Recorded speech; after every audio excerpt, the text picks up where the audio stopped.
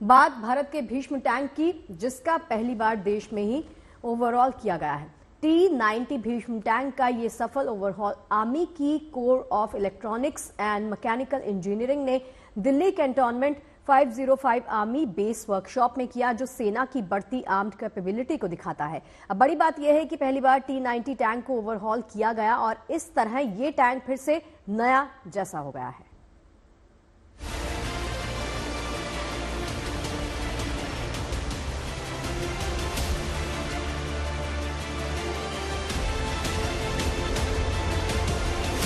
T-90 tank के एक एक पुर्जे को पहले खोलकर अलग करना और फिर हर पुर्जे और टैंक में लगे इलेक्ट्रॉनिक उपकरणों की जांच कर उसे फिर से असेंबल करना, ये सब सफलतापूर्वक कर दिखाया है भारतीय सेना ने, जिसने अपने मेन बैटल टैंक T-90 को पहली बार ओवरहॉल किया। टैंक की ओवरहॉलिंग का ये काम आर्मी की corps of electronics and mechanical engineers के हाथों दिल्ली कैंटोनमेंट के 505 आर्मी बेस वर्कशॉप में किया गया। पहली बार जो भारतीय सेना का मेन बैटल टैंक भीष्म है, इस वक्त भारतीय सेना के पास ऐसे 1500 से ज्यादा टैंक हैं जो अरुणाचल से लेकर लद्दाख सरहद पर तैनात हैं। उन्हें ओवरऑल यानी कि उनका रिपेयर पहली बार देश के अंदर हुआ है। दिल्ली में यहाँ भारतीय सेना ने अपनी फैसिलिटी में पहली बार T-90 भीष्म टैंक का ओवरऑल किया है। दरअसल भारत ने ये T-90 टैंक रूस से ट्रांसफर ऑफ टेक्नोलॉजी के जरिए लिए थे, जिसके तहत रूसी टेक्नीशियनों ने इसकी ओवरहॉल फैसिलिटी डेवलप करने में मदद की, जिसके बाद पहली बार सेना के इस मेन बैटल टैंक को ओवरहॉल किया गया। बताया जा रहा है कि 8 टैंक के टेस्ट ओवरहॉल किए गए और ये प्रक्रिया करीब 2 साल से चल रही थी, जिसमें सेना को पूरी तरह से सफलता मिली। सिर्फ चुनौती है, ये एक पहल है जो 505 आर्मी बेस वर्कशॉप ने की है। हमारे पास में कंपोनेंट लेवल रिपेयर फैसिलिटी है, लेकिन फिर भी एक ऐसे टैंक को ओवरऑल करना जिसके अंदर कॉम्प्लेक्स इलेक्ट्रॉनिक्स हैं, एक बहुत बड़ा चैलेंज था। पर हमारे 505 आर्मी बेस वर्कशॉप को और उनके जो काम करने वाले सिविलियन और कम्बेटेंट वर्कर्स हैं, उनका एक पूरा श्रेय उनको जाता है कि उन्होंने इस चीज को बाकुमल ना कि समय से पहले खत्म किया, बल्कि एक अच्छे ढंग से खत्म किया कि चीफ आर्मी स्टाफ ने ये समझा कि वो आकर के इस रोल आउट फैसिलिटी को को देखेंगे और उसको सराहेंगे। 2003 से ही ये T-90 टैंक इंडियन आर्मी का मेन बैटल टैंक है, जो कई युद्धाभ्यासों में अपनी ताकत का प्रदर्शन बखूबी करता आया है। लेकिन नई चुनौतियों को देखते हुए इसका ओवरहॉल जरूरी हो गया था। लिहाजा सेना चरणबद्ध तरीके से अपने इस मेन बैटल टैंक को अपने हाथों से ओवरहॉल करने में जुटी है। यानी इस ओवरहॉल के बाद टैंक फिर से नई लाइफ पाता है और ये बिल्कुल नए जैसा हो जाता है। मेन बैटल टैंक्स का ओवरऑल इसलिए ज़रूरी है क्योंकि ओवरऑल का जो प्रक्रिया है इसको एक नई लीज ऑफ लाइफ देती है, इसको एक सक्षम बनाती है और मिशन किसी भी मिशन के लिए तैयार करती है। T-90 हमने इस साल पहली बार ओवरऑल किया है। इसके लिए हमने अपनी इंटरनल फैसिलिटी और मशीनें अपग्रेड की थी और नए ऑटोमेटेड टेस्ट इक्विपमेंट्स OEM से लेके उनकी सीख लेके हमने आत्मनिर्भर तरीके से इसको अपने आप ओवरऑल किया है। तो अगर हम सामान्य शब्दों में समझना चाहें, ओवरऑल के बाद क्या क्या टैंक में चेंजेस होते हैं और कितनी इसकी लाइफ बढ़ जाती है? एक टैंक का मेन काम होता है दुश्मन के टैंक को मार गिराना और कारगर रखना। तो ओवरऑल के समय उसकी mechanical system, electronic system, fire control system, सब चीज़ को इंडिविजुअली ओवरऑल करके वापस जोड़ा जाता है। हर चीज़ को इंडिविजुअली टेस्ट किया जाता है ताकि एक टैंक SSKP जो हम बोलते हैं, सिंगल शॉट किल प्रोबेबिलिटी को अचीव करे। हाल ही में army chief general Upendra Dwivedi की मौजूदगी में पहले T-90 टैंक को सफल ओवरहॉल के बाद सेना में शामिल कर लिया गया। सेना की उपलब्धि उसकी बढ़ती आर्मर्ड कैपेबिलिटी का सबसे बड़ा सबूत भी है। दिल्ली से Manjeet Negi, good news today. और बात पैराग्लाइडिंग के लिए मशहूर हिमाचल प्रदेश की, वहां एक बार फिर बड़े इवेंट के लिए तैयारी चल रही है। शिमला में पैराग्लाइडिंग फ्लाइंग फेस्टिवल और हॉस्पिटैलिटी एक्सपो का आयोजन किया जा रहा है, जिसमें बड़े बड़े पैराग्लाइडर्स अपनी जाबाजी का प्रदर्शन कर रहे हैं। बुधवार को हिमाचल प्रदेश के गवर्नर शिव प्रताप शुक्ल ने इसका शुभारंभ किया। ये पैराग्लाइडिंग एक्सपो 19 अक्टूबर तक चलेगा और फिर कुछ दिनों के बाद शुरू होगा। हिमाचल के भीड़ बिलिंग घाटी में पैराग्लाइडिंग का वो साहसिक खेल जिसका इंतजार दुनिया भर के पैराग्लाइडर्स करते हैं। कांगड़ा जिले के भीड़ बिलिंग में 2 से 9 नवंबर तक पैराग्लाइडिंग विश्व कप 2024 का आयोजन किया जाएगा। अब तक इस चैंपियनशिप के लिए 25 देशों के पायलट्स रजिस्टर कर चुके हैं। घाटी में पैराग्लाइडिंग खेल का इतिहास 40 साल पुराना है।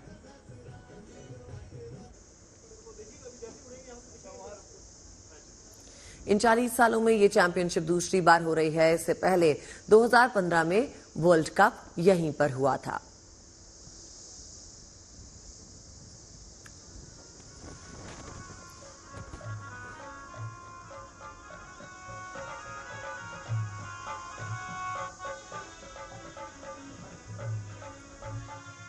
तो जुनगा में तो सेकंड टाइम हो रहा है। फर्स्ट टाइम भी होता है, इसको एक्यूरेसी चैंपियनशिप कहते हैं।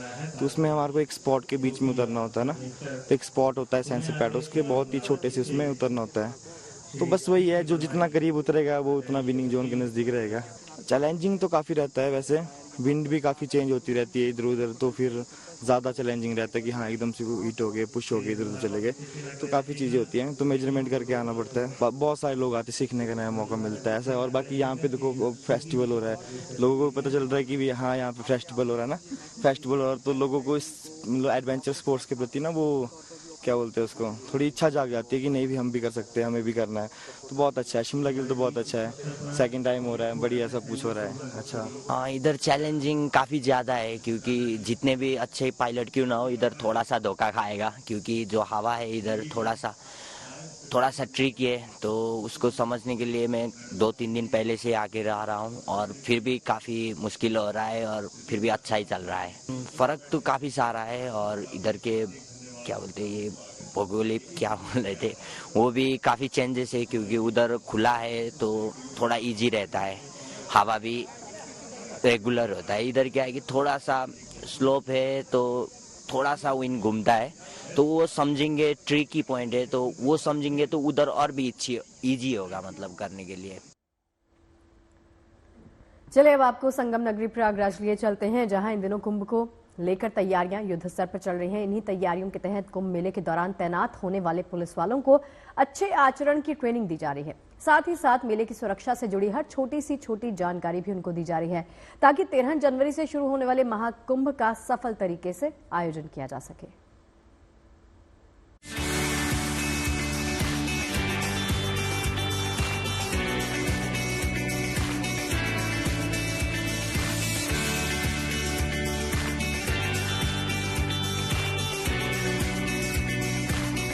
प्रयागराज के रिजर्व पुलिस लाइंस परेड में आए ये पुलिसकर्मी अच्छे आचरण की ट्रेनिंग ले रहे हैं। इनकी ट्रेनिंग 13 जनवरी से शुरू होने वाले महाकुंभ को लेकर चल रही है, जिसके तहत इन पुलिस वालों को अच्छे आचरण के लिए गुर सिखाए और बताए जा रहे हैं। ट्रेनिंग का ये काम अलग अलग शिफ्ट में चल रहा है, जिसमें पुलिस वालों के आला अफसर इनको ट्रेनिंग दे रहे हैं। इस ट्रेनिंग के पीछे मकसद ये है कि महाकुंभ के दौरान संगम आने वाले श्रद्धालुओं और पर्यटकों से ये पुलिस वाले अच्छा व्यवहार कर सकें। इस समय हमने लगभग 10% फोर्स मंगा लिया है, और जैसा आप देख रहे हैं ये हमारा संकल्प प्रशिक्षण हॉल है, इसमें उनको प्रशिक्षण दिया जा रहा है। जो चूँकि ये कार्य अत्यंत वृहद है और एक अलग तरह का कार्य है, एक श्रद्धालुओं को स्नान कराने की जिम्मेदारी है सुरक्षित रूप से, सुगम रूप से। इसके लिए इन्हें एक विशेष तरह से ट्रेन किया जाएगा। इनके इंडोर भी कार्यक्रम होंगे, आउटडोर भी कार्यक्रम होंगे। बताया जा रहा है कि 30,000 से ज्यादा पुलिस वालों की तैनाती महाकुंभ के दौरान होगी, जो सुरक्षा के साथ साथ मेले की व्यवस्था में अपनी अहम भूमिका निभाएंगे। इसी के मद्देनजर इनको ये ट्रेनिंग दी जा रही है, जो कि आउटडोर और इंडोर 2 तरीकों से हो रही है। इस ट्रेनिंग में पुलिस वालों को अच्छे आचरण के अलावा मेले से जुड़ी हर छोटी से छोटी जानकारी भी तफसील से दी जा रही है, ताकि जरूरत पड़ने पर श्रद्धालुओं की हर संभव मदद हो सके। इंडोर कार्यक्रम है, उसमें हम इन्हें जो एक कुंभ की महत्ता है उसके बारे में बताएंगे, यातायात प्लान्स के बारे में बताएंगे, आपदा के बारे में बताएंगे, और भी जो हमने विभिन्न स्कीम्स बना रखी हैं इस पर्व को सकुशल कराने के लिए, उससे इनको वाकिफ किया जाएगा। एक महत्वपूर्ण बात यह है कि चूँकि ये समय काफ़ी समय से पहले आ गए हैं, तो जो हमारा आने वाला पुलिस बल है उसको भी ये लोग सिखा पाएँ, इसके लिए भी इन्हें ट्रेन किया जाएगा। इन्हें जो है जो आउटडोर है उसमें इनको समस्त जो मेला क्षेत्र है उसका भ्रमण कराया जाएगा, ताकि जो प्रत्येक हमारी रोड्स हैं, जो स्नान के घाट हैं, इन सब का इन्हें ज्ञान रहे, ताकि ये स्वयं भीगे रहें और आगे भी जो हमारी फोर्स आएगी उसको भीगे कराएं। सरकार को उम्मीद है कि दुनिया के सबसे बड़े आध्यात्मिक मेले में करीब 40 करोड़ लोग आ सकते हैं। ऐसे में जब इतनी संख्या में लोग आएंगे तो इनकी सुरक्षा एक अहम पहलू होगा। लिहाजा सुरक्षा एजेंसियां महाकुंभ मेले की सुरक्षा अभेद्य बनाने में जुटी हुई हैं। इसी के तहत प्रयागराज मेला प्राधिकरण और पुलिस विभाग ने मिलकर महाकुंभ मेले में उच्च तकनीक से युक्त खोया पाया रजिस्ट्रेशन प्रणाली लागू करने की तैयारी की है, जो तीर्थयात्रियों को भीड़ में खोने से बचाएगी और अगर इसके बावजूद कोई खो जाता है तो उसे तुरंत और सुरक्षित तरीके से उसके परिवार से मिलाने में मदद करेगी। प्रयागराज से Pankaj Srivastava, good news today.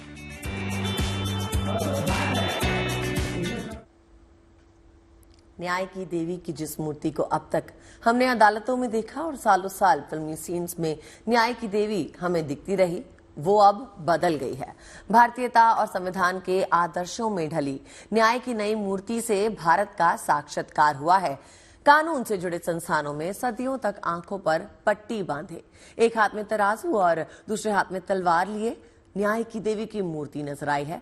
लेकिन अब न्याय की देवी की आंखों की पट्टी खोल दी गई है और उसके एक हाथ में तलवार की जगह संविधान आ गया है।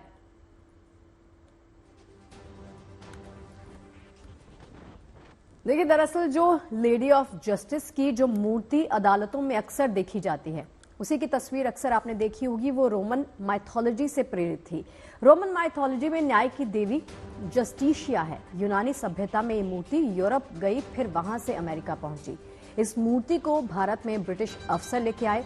भारत में 18वीं शताब्दी से इस मूर्ति का इस्तेमाल शुरू हुआ था और आजादी के बाद से अब तक ये मूर्ति अदालतों में रही। अब नई मूर्ति भारतीय परंपरा और संस्कृति से प्रेरित है। सोच ये है कि भारत ब्रिटिश विरासत से आगे बढ़े। अब न्याय की देवी की आंखों की पट्टी खोल दी गई है। न्याय की भारतीय देवी के हाथों में संविधान है। पहले देवी के हाथों में तलवार थी, जो हिंसा का प्रतीक हुआ करती थी। अब न्याय की देवी की नई मूर्ति के हाथ में संविधान आ गया है। इस नई मूर्ति की पहल चीफ जस्टिस ने की थी, जो अब सामने है। तो अब देश का कानून अंधा नहीं रहा। सुप्रीम कोर्ट में लगी न्याय की देवी की नई प्रतिमा इसकी गवाही दे रही है। इस नई प्रतिमा की आंखों से पट्टी हटा दी गई है और हाथ में तलवार की जगह संविधान ने ले ली है। चीफ जस्टिस DY चंद्रचूड़ के निर्देशों पर इस प्रतिमा को तैयार किया गया है। देखिए क्या खास है इस नई प्रतिमा में।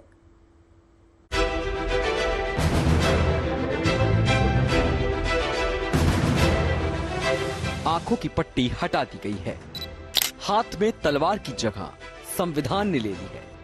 बदलते दौर में न्याय की देवी की ये नई प्रतिमा देश में बेहतर न्याय व्यवस्था का संदेश दे रही है। ये बदलाव भारत के चीफ जस्टिस DY चंद्रचूड़ के निर्देशों पर किए गए हैं। न्याय की देवी की ये नई प्रतिमा पिछले साल तैयार की गई थी।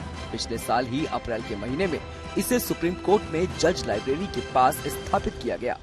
अब पहली बार इस प्रतिमा की तस्वीर लोगों के बीच पहुंची है, लिहाजा इस नई प्रतिमा पर चर्चा भी खूब हो रही है। पहले अदालतों में दिखने वाली प्रतिमा की आंख पर पट्टी बंधी होती थी। आंखों पर पट्टी का भाव ये था कि अदालतें बिना किसी भेदभाव के फैसला सुनाती हैं। लेकिन अब न्याय की देवी की आंखों की पट्टी खोलकर ये जताने की कोशिश की गई है कि देश का कानून अंधा नहीं है। नई प्रतिमा में एक हाथ में पहले की तरह तराजू ही है, लेकिन दूसरे हाथ में तलवार की जगह संविधान है। ये जो प्रतिमा हमने बनाई है, ये करीब फाइबर ग्लास में बनी है और इसका जो वजन है करीब 125 किलो के आसपास ये प्रतिमा हमने बना के तैयार की है। और इस प्रतिमा को चूंकि हमें ये बताया गया कि इसमें जो हमारी जो प्रतिमा है, इसमें एक तो पट्टियां नहीं बनी होनी चाहिए और न ही इसमें तलवार होनी चाहिए, तो उसके आधार पर हमने इसमें तराजू दी है और संविधान को एक हाथ में पकड़े हुए दिखाया है। और गाउन की जगह इसमें हमने साड़ी का लिबास जो भारतीय नारी का होता है, देवी का होता है, उस स्वरूप में हमने इसको दिखाया है। जो पूजनीय है हमारे लिए, और हम इस देश के सौभाग्यशाली हैं कि अब 70-75 साल बाद हमें यह अवसर मिला, जो ऐतिहासिक क्षण है। नई प्रतिमा में न्याय की देवी साड़ी में दर्शाई गई हैं। उनके सिर पर सुंदर मुकुट है और माथे पर बिंदी लगी है। कान और गले में पारंपरिक आभूषण भी सजे हैं। सुप्रीम कोर्ट में लगी न्याय की देवी की नई प्रतिमा में भारतीय संस्कृति की झलक दिख रही है। खुली आंखें और हाथ में संविधान देश में एक सशक्त, निष्पक्ष, संतुलित और नैतिक न्याय व्यवस्था का प्रमाण दे रहा है। Bureau report, good news today. और चलिए अब आपको मिलवाते हैं टैलेंट से भरी एक ऐसी बच्ची के साथ जिसने 5 साल से भी कम उम्र में बाइलिंगुअल यानी द्विभाषी किताब प्रकाशित कर अपना नाम Guinness book of world record में दर्ज करवा लिया है। ओडिशा के भुवनेश्वर की तन्वी विशेष अग्रवाल बचपन से ही काफी टैलेंटेड है। 2 साल से भी कम उम्र में कई रिकॉर्ड्स ये अपने नाम कर चुकी हैं।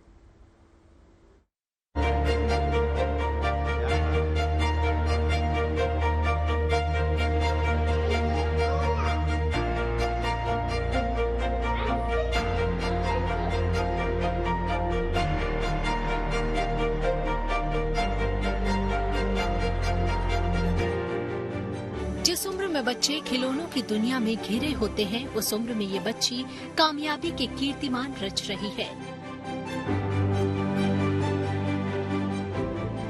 भुवनेश्वर की रहने वाली अन्वी विशेष अग्रवाल की उम्र अभी 5 साल से भी कम है, लेकिन कीर्तिमान की फतहरिश्त काफी लंबी है। बचपन में कैनवस पर रंगों का संसार रचने वाली अन्वी अब 4 साल और 254 दिन की उम्र में द्विभाषी पुरस्कार प्रकाशित कर गिनीज वर्ल्ड रिकॉर्ड्स में अपना नाम दर्ज करा लिया है। My name is Anvi. Miamo Anvi. I'm 5 years old. Tengo 4, 5 años. I love painting and reading. Me encanta pintar el leer. Anvi की किताब का नाम है लिटिल गर्ल्स बिग इमोशंस, जिसमें उन्होंने अपनी भावनाओं को शब्दों और पेंटिंग के जरिए उकेरा है। अन्वी की ये किताब अंग्रेजी और स्पेनिश में लिखी गई है। अन्वी को उसका पहला अवार्ड मिला 1.5 years की एज में, इंडिया बुक रिकॉर्ड, जिस उसने जो है ऑलरेडी उस एज में स्पेनिश, इंग्लिश और हिंदी तीनों के वर्ड्स वो सीखना शुरू कर दी थी। वो ऑलरेडी पेंटिंग लिख करना शुरू कर दी थी। उसके चलते उसको उसका पहला रिकॉर्ड 1.5 years के एज में मिला। अन्वी का कमरा उनकी उपलब्धियों से भरा पड़ा है। अन्वी जब 2.5 साल की थी तभी पेंटिंग की दुनिया में लंबा सफर तय कर लिया था। अन्वी ने 72 पेंटिंग्स के साथ कला की 37 से ज्यादा तकनीकें सीखकर वर्ल्ड बुक ऑफ रिकॉर्ड्स में अपना नाम दर्ज कराया था। इसके अलावा 42 फोनिक साउंड सीखने पर अन्वी का नाम इंडिया बुक रिकॉर्ड्स में भी दर्ज हुआ था। अन्वी हमेशा से अ क्यूरियस चाइल्ड थी and we never suppressed the curiosity. As a educator we always understood कि ये क्यूरियोसिटी को अगर हम लोग इस बच्चे का एनर्जी को सही दिशा में लेके जाएंगे तो ये ऐसे कुछ कमाल कर सकती है। तो पहले से अन्वी का हमेशा जब भी कोई सवाल जवाब आता था हम लोग हमेशा टाइम निकाल के उसको आंसर किए। हमेशा बच्चे के पीछे हम लोग अपना टाइम सही तरीके से यूज किए, बुक्स पढ़ने में, उसको नेचर के साथ एक्वेंट करने में, उसको उसका फीलिंग्स इमोशन समझने में। अन्वी का टैलेंट अब किताब के रूप में सामने है। अन्वी अपनी उम्र के बच्चों को ही नहीं बल्कि बड़ों को भी जिंदगी का फलसफा सिखाती है। सोनिकली डांसिंग करो, सिंग करो, बुक्स पढ़ो। अन्वी ने इतनी छोटी सी उम्र में जो कमाल किया है वो सराहनीय है। उम्मीद है कि उम्र के साथ अन्वी का टैलेंट और निखरेगा और अन्वी अपनी उम्र से कामयाबी के और भी नए नए कीर्तिमान अपने नाम करेंगी। Bureau report, good news today. और अब हम आपको मिलवाएंगे वडोदरा की 5 साल की एक ऐसी बच्ची से जिसने इंडिया बुक ऑफ रिकॉर्ड में अपना नाम दर्ज करवा लिया। उसने रिकॉर्ड कृष्णाष्टकम के श्लोकों का पाठ करके बनाया है। वेदा को संस्कृत के कई श्लोक मुंह जुबानी याद हैं।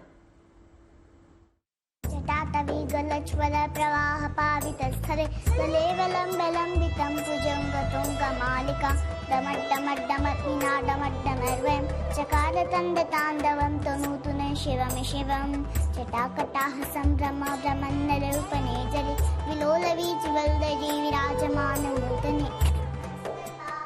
शिव तांडव स्तोत्र, जिसका शुद्ध उच्चारण करने में अच्छों के पसीने छूट जाते हैं, उसका पाठ ये छोटी सी बच्ची ऐसे कर रही है जैसे इसे संस्कृत में महारत हासिल हो। बहरहाल इस अद्भुत बच्ची से मिलिए। इसका नाम है वेदा। उम्र महज 5 साल है।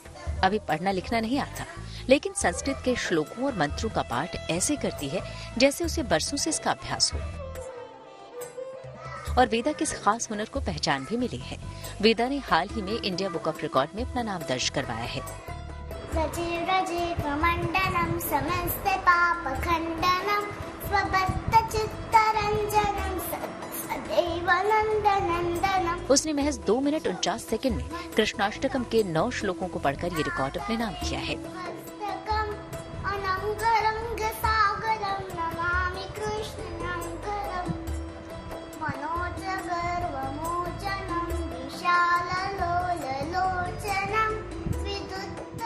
भले ही वेदा ने कृष्णाष्टकम के 9 श्लोकों को पढ़कर ये उपलब्धि हासिल की हो, लेकिन उसे और भी बहुत से संस्कृत के श्लोक, मंत्र और प्रार्थनाएं याद हैं।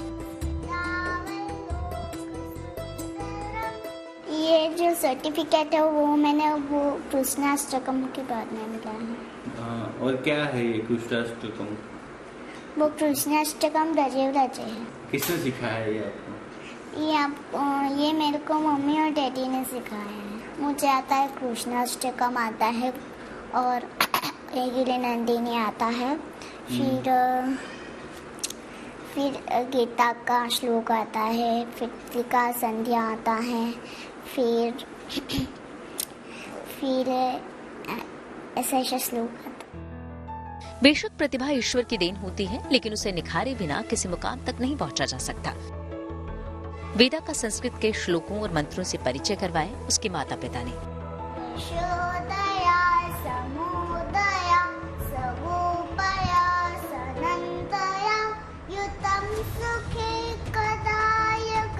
लेकिन जब उन्होंने देखा कि महज 2 साल की उम्र से ही वेदा उसमें खूब रुचि लेती है और उसे शुद्ध दोहरा भी लेती है, तो उन्हें उसकी विशेष प्रतिभा का एहसास हुआ और उन्होंने इसे निखारने की सोची और फिर कृष्णाष्टकम, शिव तांडव स्तोत्र, गीता के श्लोकों के पाठ का भी अभ्यास कराना शुरू किया। विचार तो ऐसा है कि हमने उसको बचपन से ही सिखाया है, तो अभी मतलब उसका रिकॉर्ड जो है वो अभी बना है, लेकिन वो जब 2 साल की थी तब से ये सारे श्लोक का वो पठन करती ही है। और अभी उसकी उम्र 5 साल है। अभी उसको 100 से भी ज्यादा श्लोक आते हैं। अभी उसको पढ़ना नहीं आता है, इसलिए मैं बोलती हूँ और वो मुझे सुन के फिर वो सीखती है। रोज कितना समय उसको दिया जाता है? पर्टिकुलर ऐसा कुछ नहीं है कि पर्टिकुलर समय दिया जाए, लेकिन हम साथ में जब भी बैठते हैं तो हम मोबाइल का यूज कभी नहीं करते हैं, इसलिए हम ऐसे ही खेल में उसको सिखाते हैं। आज जब बच्चे मोबाइल से चिपके रहते हैं, अंग्रेजी स्कूलों में पढ़ते हुए हिंदी पर भी पकड़ मजबूत नहीं रख पाते, ऐसे में इतनी छोटी बच्ची के मुंह से संस्कृत के श्लोकों का ऐसे धड़ल्ले से पाठ सुनना हैरान तो करती है और संदेश भी देती है कि बच्चों के लिए घर का वातावरण, माता पिता का व्यवहार कितना मायने रखता है। वडोदरा से दिग्विजय पाठक, गुड न्यूज टुडे। अब आपको लिए चलते हैं हरियाणा के पंचकुला, जहां हरियाणा के नए मुख्यमंत्री के रूप में नायब सिंह सैनी लगातार दूसरी बार शपथ ग्रहण कर रहे हैं। नायब सिंह सैनी आज दूसरी बार शपथ ग्रहण करते हुए पंचकुला में और साथ ही साथ प्रधानमंत्री मोदी और अमित शाह के शिरकत करने के कयास भी लगाए जा रहे हैं। हरियाणा के पंचकुला में इस वक्त शपथ ग्रहण समारोह की शुरुआत हो चुकी है और नायब सिंह सैनी जल्द ही शपथ ग्रहण कर सकते हैं। देखिए, नायब सिंह सैनी आज हरियाणा के मुख्यमंत्री पद के रूप में दूसरी बार शपथ ग्रहण करने जा रहे हैं। इस खास मौके पर प्रधानमंत्री नरेंद्र मोदी, केंद्रीय गृह मंत्री अमित शाह और बीजेपी के अन्य शीर्ष नेता यहां पर मौजूद रहेंगे। पंचकुला में ये समारोह करवाया जा रहा है, जहां पर केंद्रीय मंत्री भी मौजूद है और सीधी तस्वीरें इस वक्त आपको मंच से दिखा रहे हैं। तमाम दिग्गज नेता बीजेपी के यहां पर पहुंच गए हैं।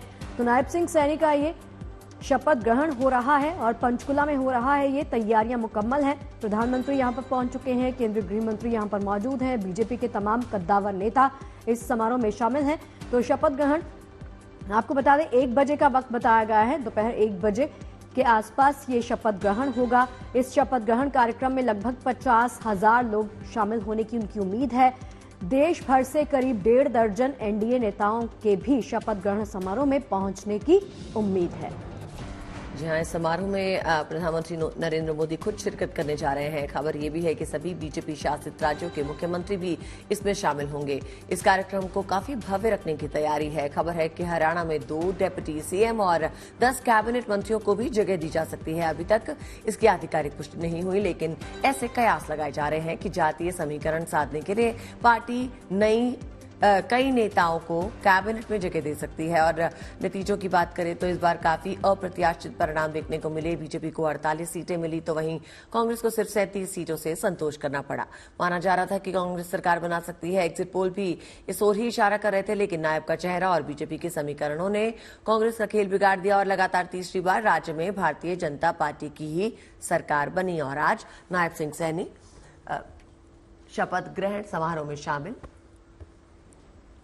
तो तस्वीरों में आप देख सकते हैं, सीधे मंच से तस्वीरें आपको दिखा रहे हैं।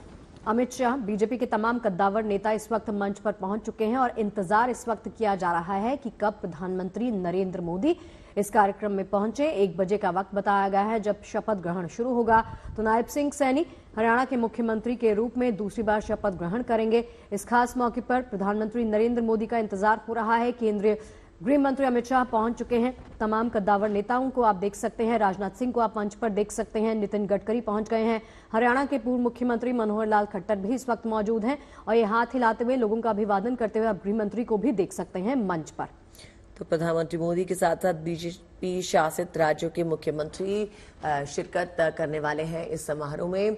कई मुख्यमंत्री पहुंच चुके हैं, कई दिग्गज नेता पहुंच चुके हैं और प्रधानमंत्री के आने का इंतजार है। जैसे ही प्रधानमंत्री शिरकत करेंगे, नायब सिंह सैनी शपथ ग्रहण कर मुख्यमंत्री बना दिए जाएंगे। साथ ही साथ कई और लोगों को भी इस बार जगह देने की बात की जा रही है। आज हरियाणा के मुख्यमंत्री के रूप में नायब सिंह सैनी शपथ लेने वाले हैं। पंचकुला में कार्यक्रम इस वक्त चल रहा है और साथ ही साथ कई लोग इस वक्त मंच पर मौजूद हैं और कुछ ही देर में प्रधानमंत्री के शिरकत करने की बात भी कही जा रही है। देखिए, पंचकुला का ये जो स्थान है इसका नाम है दशहरा ग्राउंड, जहां पर ये भव्य शपथ ग्रहण कार्यक्रम आयोजित किया जा रहा है। अभी आपको याद होगा कि हरियाणा में विधानसभा चुनाव में बीजेपी ने तीसरी बार ऐतिहासिक जीत दर्ज की थी और चुनाव से कुछ वक्त पहले अल्पकाल के लिए सीएम पद संभालने वाले नायब सैनी आज दोबारा सीएम पद की शपथ ग्रहण करने वाले हैं।